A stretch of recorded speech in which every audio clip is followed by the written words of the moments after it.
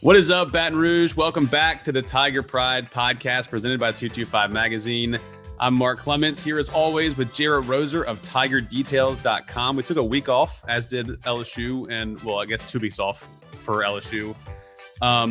Last time we saw them, it was a 48-11 loss to Auburn, and now we have Arkansas on the horizon, which, as you just told me, still may be a little bit more in flux than what we might have thought originally with all this COVID stuff. And so, I mean, how much can you tell us about this? I know it's still kind of up in the air sort of at this point. But this one may not be happening either.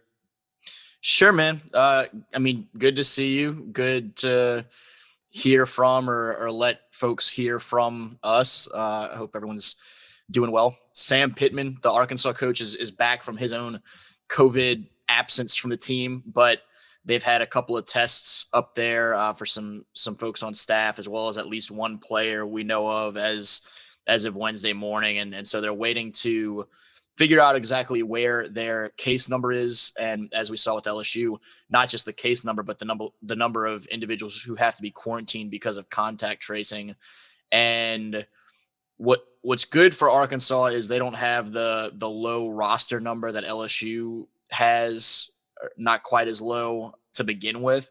And so there's a little bit more wiggle room for them with some quarantine players. But obviously, at the end of the day, they have to meet those requirements the SEC has in terms of 53 players, at least one quarterback, at least 4 defensive linemen and 7 offensive linemen, just in terms of the scholarship player numbers. And so we'll see. I mean, Sam Pittman says as of Wednesday morning, they have adequate numbers and they're planning on hosting LSU on Saturday. But as we've seen all year, you can't take anything for granted right now because COVID's about 19-0.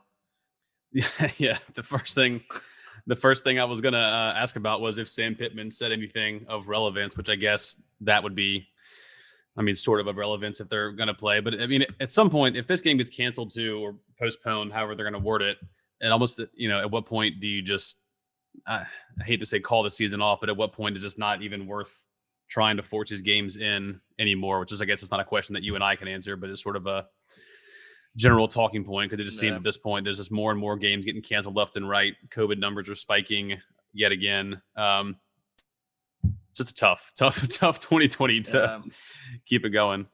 And it's interesting too, because I really waited a lot of last week because of the loss, or at least postponement, of that Alabama game for LSU, which was one of a few games around the conference that had to be postponed or canceled last week.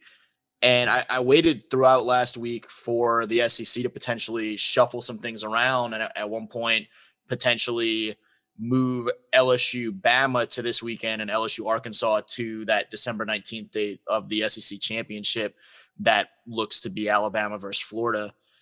And so that didn't happen, obviously, and here we are waiting for a trip to Arkansas. But if that had happened, Alabama seems to be in good health, and it maybe would have built in an opportunity for Arkansas to deal with a rough week. But everything, I mean, there's no right answer to anything right now, and everything remains, as Coach O keeps saying, a fluid situation week to week, day to day, and we'll just see as it gets closer. And then I guess, I mean, off that note, kind of going into LSU news, Coach O says that they've got most of their guys back from last week when they had to miss everyone. The biggest kind of, I guess, talking point sort of has been Miles Brennan and his status moving forward, not only for the next couple of weeks, but just for the rest of the year. And Coach O says it doesn't look likely that Brennan will play again this year. He's not ruling it out completely. And so I guess kind of a 2-part question just to get your thoughts on it is, like, number one, how big of a loss is that for LSU if Brennan can't play anymore? And then also, when you factor in how this season's gone so far, at what point is it even worth trying to bring Brennan back? Or do you just kind of, get the 2 freshmen who are kind of fighting for that next starting spot, get them some experience and just look into next year with maybe a little bit closer competition than you would have thought initially? Yeah. O mentioned on Monday that they're not at a point this year, despite the struggles, that they would make a move to let a younger player play at the expense of a veteran just for the sake of getting guys experience for the future.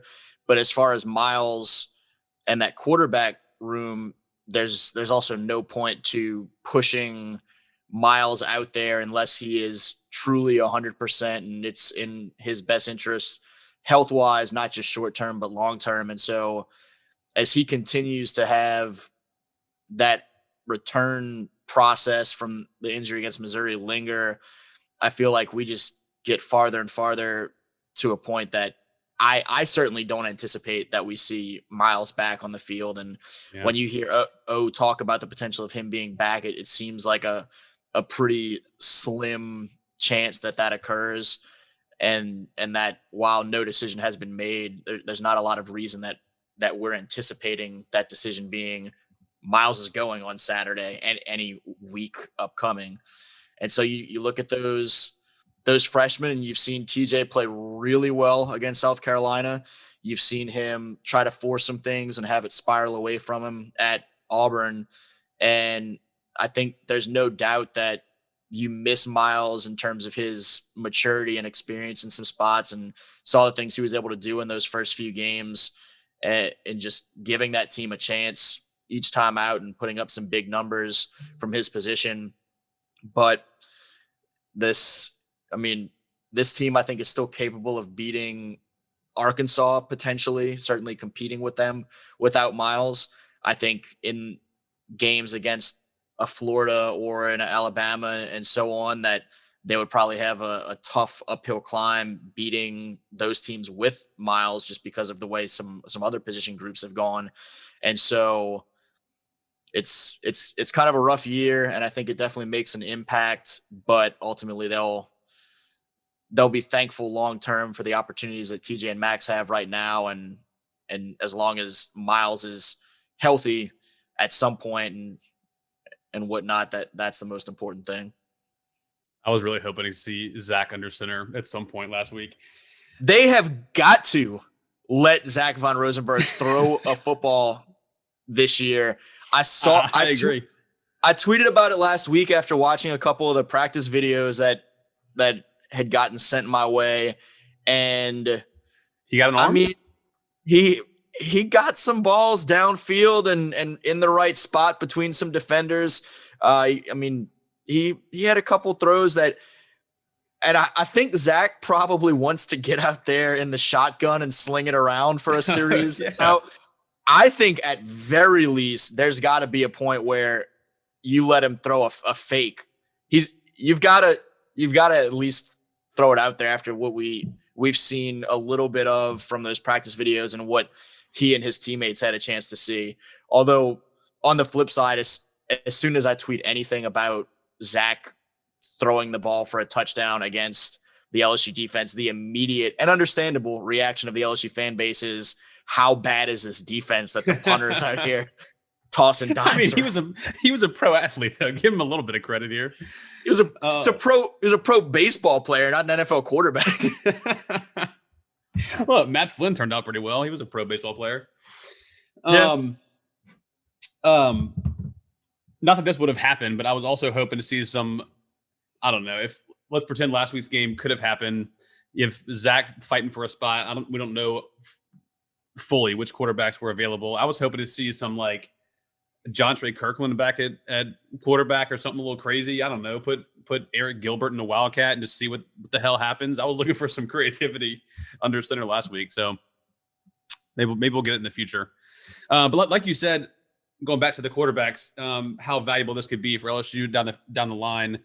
I think one of the biggest things that was somewhat of a question mark about Brennan this year is, even though he was a third, or I guess entering fourth year guy, he had only really played in kind of mop up time. And I guess just how valuable can these reps be for a guy like Finley, who's now had the highs of the South Carolina game, the lows of the Auburn game. And he seems like a pretty level-headed guy, works hard, doesn't seem to get too rattled even when he has a poor game. I guess going back to his Ponchatoula days, how well did you know him? And is that the kind of the mentality he seems to have? And then how valuable can these reps be for him moving forward, having all this experience under his belt as, you know, his first year on campus?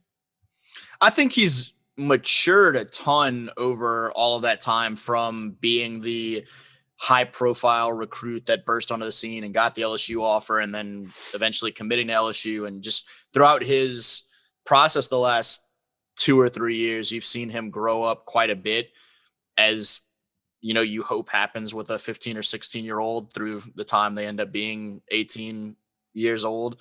But you've seen the work that he put in both at Ponchatoula and with the 7-on-7 circuit and on his own, and from the time he got to campus and really buckling down through some of those quarantine months and getting his body where it needed to be compared to where it was when he was finishing up high school, and just continuing to grow up, to learn what he needed to learn, to get other aspects of himself right and be more prepared to have the type of game that he had against the South Carolina.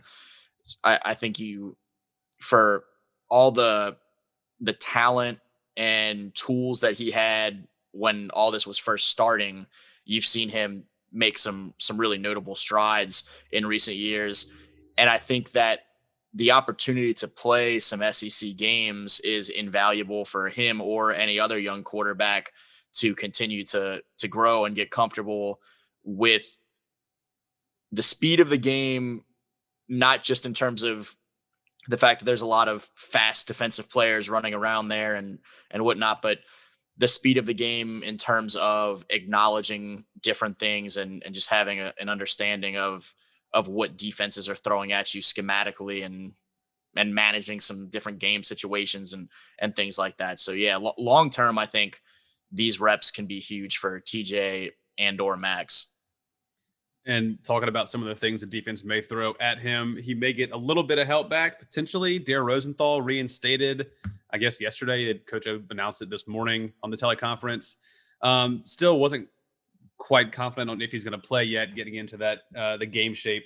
How big of an impact could he have on this O line if he is the guy to come back and I guess slot back into left tackle where he was? Yeah, they'll certainly take what they can get in that position group. That's been one that's had some struggles and certainly had its struggles at Auburn and played a big part in why things were so tough for TJ that day. And then coming off of that Auburn game, then you deal with COVID issues again, and suddenly you've got defensive linemen playing offensive line in practice and stuff like that. So that offensive line room's probably just thrilled to get Body. numbers Yeah. continue adding back the right direction. And Dare's a guy that we've talked about his size at 6'7", 325, and his athleticism and being able to move around a little bit for an athlete that size. He certainly has a lot of potential and was the guy that came into this year as the starting left tackle, and they had an awful lot of confidence in him.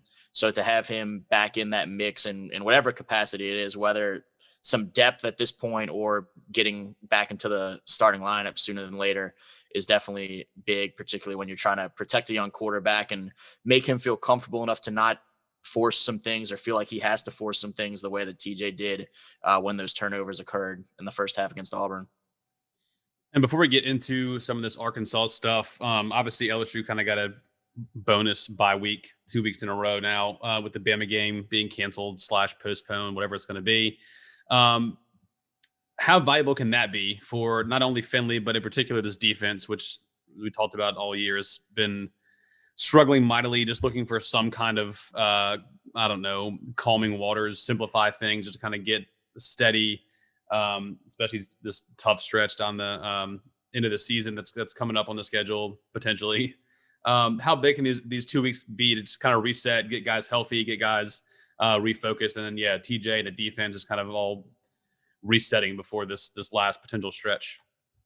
Yeah, that's one way to slow things down and give yourself a chance to kind of make some corrections, is only play 2 games in a 5-week stretch. And we saw after the previous unplanned bye week when Florida had its COVID outbreak, LSU came out that following week against South Carolina and had its best game of the season thus far, and looked more prepared, had limited some of those explosive plays that had cost them a little bit more than they had to that. Still certainly had some issues at times. TJ came out there, and despite only knowing he was going to be the starter for about a day and a half at that point, he looked great and had probably the best first start by a freshman quarterback in LSU history. And so to be able to keep building on some of that, to have had TJ and Max be out there on the field in SEC games and in hostile territory at Auburn, and be able to now have 2 weeks to build upon that and work on that and tweak some things with Ian Linehan and company. I think that's big for them. You saw the defense look as good for about a quarter and a half at Auburn as they had all season against a quality opponent. I mean, right, a team that has been ranked this year and was right there on the fringe of being ranked when that game happened. And then things just kind of spiraled as the offense had its issues and gave up 14 quick points off turnovers. So to take some of those positives and then have 2.5 weeks to prepare on top of that for this Arkansas game, which is one of the more winnable games the rest of the way, I think it's certainly an opportunity for LSU to come out and look better than what we've seen at times. It seems like the Arkansas game in the past has been one that most LSU fans either kind of, for whatever reason, brush off, or you kind of worry about. It's usually right after the Bama game. And so for the longest time under Les Miles, it was that Bama hangover type game. And I feel like no one really circled this one as going to be a tight game when it was first on the schedule. But Arkansas has kind of been surprising for a lot of people in the SEC this year, a lot better than people have thought. They're 3-4. They've already beaten Mississippi State, which LSU couldn't do. They should have beaten Auburn. If it wasn't for they got robbed against Auburn. That was terrible. The Bo Nix not spike. And then ended up, only losing by 2 to a team LSU lost to 30 something by last week. Florida, that was their most recent game, was against Florida, lost 65-35. And that game was somewhat tight for a while until Florida kind of pulled away at the end. And obviously Arkansas is led by Felipe Franks, who's had a really solid year. He's passing for 68%. He's got over 1,600 yards, 16 touchdowns, 3 INTs. Is that a guy, and is this an offense that you think is going to cause more problems for this LSU defense, which has struggled with just about every quarterback it's faced this year? I think this is an offense that LSU's defense has the ability to kind of get some positive things going against. I feel some similarities to what we talked about with Auburn, in the sense of if they could stop the run and get some pressure on the quarterback, that they could feel good about how things kind of flowed from there. Arkansas really has been kind of middle of the pack in most statistical categories this year, but what they do really well is not turn the ball over a ton and take the ball away a ton. And you see that 16-3 mark you mentioned with Felipe with the touchdowns and to interceptions kind of stands out there. So they would like to have, if Rakeem Boyd's healthy, have Rakeem Boyd and Traylon Smith be able to kind of control things with some success running the ball and having success controlling the line of scrimmage as an offensive line, and just let Felipe do his thing, manage the game, take some shots here and there, but mostly just play some smart football. And if this LSU defense can come out and slow down that running game, which again, I mentioned they're not sure of the status of Rakeem Boyd right now, which would be a big loss for that end, to that end for Arkansas. And then have an opportunity to put Felipe in some 3rd and longs and get after him, which is one area that the LSU defense has had success in most of this year. Then you feel like there's a chance that LSU isn't out there trying to win another shootout. Yeah, Boyd and Smith pretty much split carries.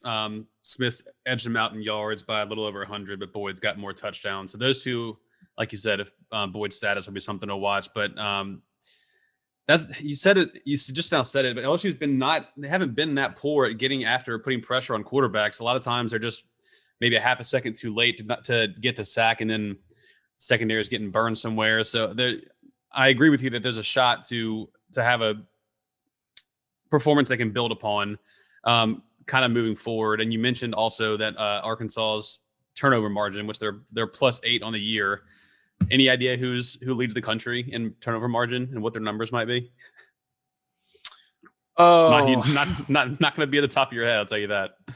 No, I I looked actually at the turnovers per game and stuff like that, and saw that when with the 16 turnovers that they had benefited from in 7 games was one of the best couple of per game takeaway averages. And there was I think one team that was better than them that I saw for sure, but I don't remember what the list looked like other than knowing where Arkansas was up high. Yeah, your boys Wake Forest have forced 16 turnovers, only lost 1 all year. So they're plus 15. They're far and away in the lead. But Arkansas sitting there at 4th at plus 8. LSU's not far behind in the top 30, I think, at plus 4 or something like that. So that's also a spot that I've kind of circled as is going to be pivotal, which that sounds so cliche and typical that whoever wins the turnover margin wins the game. But we've seen LSU this year especially win the turnover margin and still drop games. And Finley's performance against Auburn is kind of one of the telling ones. You know, if you can limit those, that game might maybe not the end result be different, but a lot closer than the 30-point whatever it was. That's where the wheels really came off in that game. I mean, you came out of that scoreless first quarter, and I think there was a lot to feel good about for LSU until those turnovers happened, and suddenly it's 21 points for Auburn with the quickness between the 2 turnovers and then 1 drive that kind of got away from them, and it unraveled very quickly. But if those plays don't happen this week against an Arkansas team that despite thinking that they should have gotten that Auburn win, I think that Auburn was a taller, tougher task for LSU. I think if you can avoid those type of plays as LSU this week, that you feel pretty good about your chances of going on the road and getting one that would really be important to either one of these programs right now. Arkansas has 4 different DBs with 2+ interceptions on the year. So a lot of spots that some Louisiana boys. Yeah, there is. What if I would have told you 1 year ago that entering this game, LSU was going to open as a point or point and a half underdog to Arkansas? What would you have told me? No way I would have believed you. No way I would have believed you just a few months ago. In fact, I know no one at LSU is going to want Sam Pittman and the coaching staff at Arkansas to get a hold of this to show to their players. But when we were trying to plan a bachelor party for a friend before his wedding in December, and we were looking at dates, I said, we need to figure out how to make this November 7th date work, the bye week for LSU. And it wouldn't work for about half or a little bit more than half of the group that was supposed to be involved. And so we started looking at backup dates, and people said this November 21st date. And I said, it's not great, but it's Arkansas, and Jimmy and Julie and company can manage that without me. It should be a game that LSU wins, and it's not really problematic. And fast forward, and they open as an underdog, and it's a pretty big game for both of these teams trying to just get some things going the right direction. The line is now shifted to LSU. I'm looking at it right now, -2.5. So it's still, a field goal game or less, but LSU now slightly favored. LSU averages just over 35 points a game, gives up just over 33. Arkansas averaging 26, giving up 31. I have no earthly idea how to put a prediction on this one. I haven't seen LSU play in 2 weeks. Last time we saw them, they were awful. Arkansas has been kind of up and down. I don't know what I'm going to guess here, but I'll let you go first and kind of while I rack my brain on what kind of score prediction I want to throw out there for this one. So if we see this game on Saturday, which is a notable if, I would say less than 50-50 chance, I feel like right now, that we play this game. I will. You may notice I made some bacon for this video. I will take LSU to win. I didn't even catch that. I thought you were just eating a late breakfast. I actually did already have breakfast in between O talking and Sam Pittman talking, and had some bacon, and then realized I should have saved a piece. So I made a whole nother batch more of new bacon just for this moment. Or second breakfast or first lunch.